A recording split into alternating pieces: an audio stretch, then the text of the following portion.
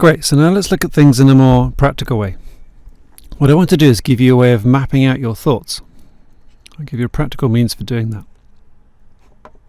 So this is a little program you can get free, eDraw Mind Map. You don't need to use this, but I'm using it because it's quite a visual way of explaining this idea to you. So let's start off with yourself in the middle there. Okay, maybe you've done mind maps before, maybe you haven't. This is just a way we can use it to help you. And we're going to build what's it called? Like a map of your thoughts and what it's like to be you. And there will be lots of different areas in which you have thoughts.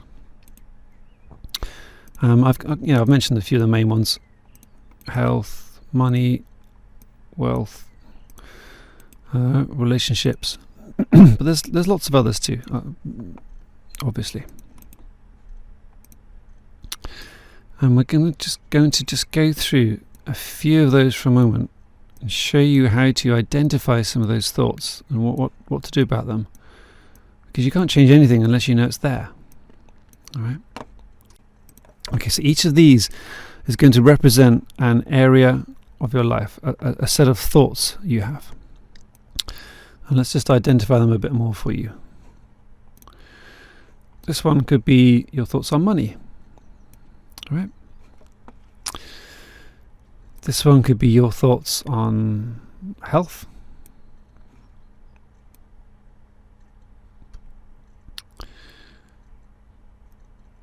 This one, your thoughts on relationships, for example.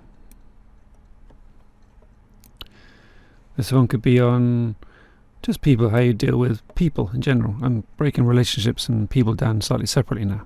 So, say intimate relationships, this is how you get on with people, or don't. All right. This one could be about relaxation time. This is, a personal challenge for me has been just to stop, slow down and relax more. Even though I help people relax a lot, and I'm actually quite relaxed, I don't always stop and enjoy that. I tend to keep thinking, I can do that now and do that, and keep going. So this has been an area for me just to keep making sure I slow down, I stop, and actually enjoy the time I've created for myself. Over here, this could be, anything you choose. Anything at all. Each of these topic areas, and many, many, many more, you will obviously have a collection of thoughts, a collection of ideas, right, on these particular subjects. And you'll have many of these. And most of them will just be going on without you barely even thinking about it. Many of them you'll be very aware of. So every subject, a collection of ideas, a collection of thoughts. And as we know, thoughts influence how we feel, and how we feel influences what happens in life. Again, I will be clarifying that even more soon. So each of these are thoughts. I can just get in there to change the text. That's it, a thought. Again, collection of thoughts on each subject. Right. As I'm saying this, you'll be thinking some of your own thoughts about those different subjects. Right. What do you think about money? What do you think about feeling good? What do you think about taking time out for you? All that kind of stuff. All right.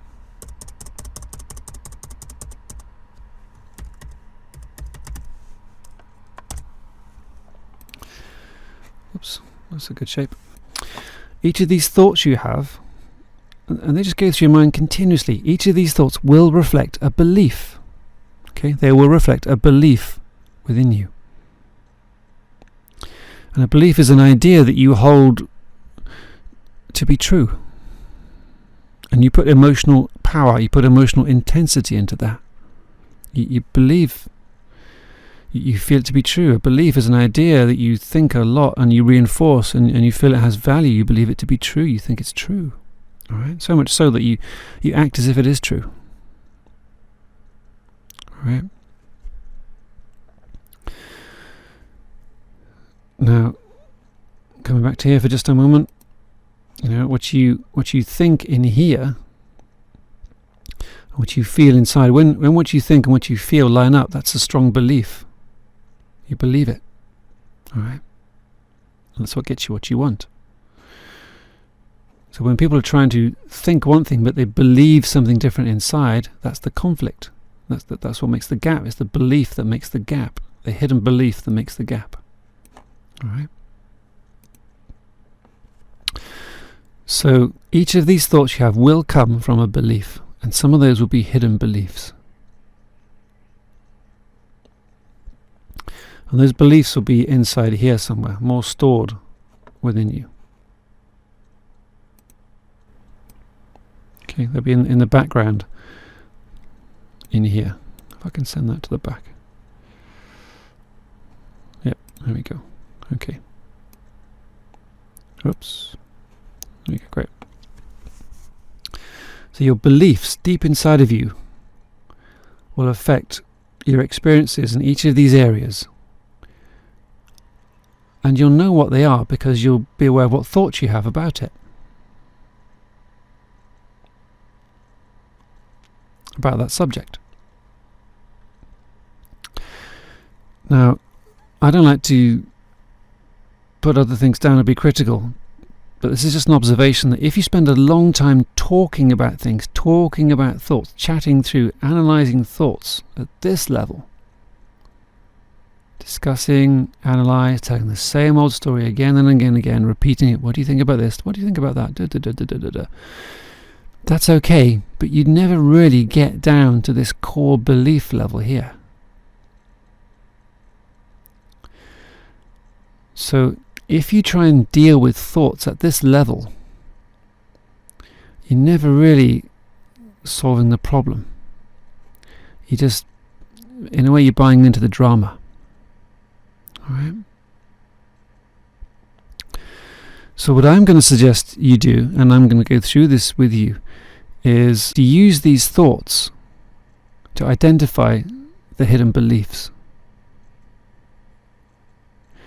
And as you identify the hidden beliefs and change those, all this out here gets taken care of in whichever area we want to apply this to.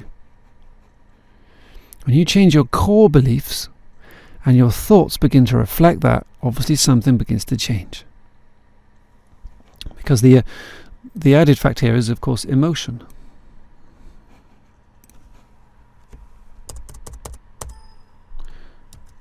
Let's bring this into the equation. Okay. Each of these thoughts here will. Can I do that? No, that's the wrong one. Each of these thoughts will generate an emotion. Every single one. Sometimes it's a very neutral emotion. Sometimes it's quite intense, as I'm sure you know. All right. So there will be different feelings, different emotions that come from the thoughts you have.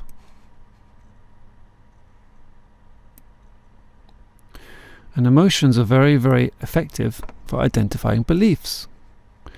So in one of the videos I did a while ago, I said, when you have a tough time, there's an amazing opportunity there for turning something around, and that'll make more sense to you soon, because the emotion you're going through will show you the thoughts, and the thoughts will show you the belief. Alright? And all we have to do is help you change those beliefs. Sounds so simple, doesn't it? And when you do that, the thoughts change, the feelings change, so you have a different set of experiences, a different set of decisions, a different set of actions, and you kind of radiate out a different feeling into the world, into the universe. And so you have a different experience, or here, or here, or here, or here, or wherever.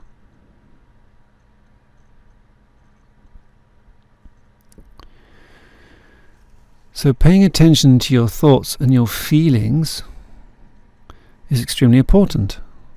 Not to get caught up in the drama of them, not to get caught over analysing them, but simply being aware of them first of all.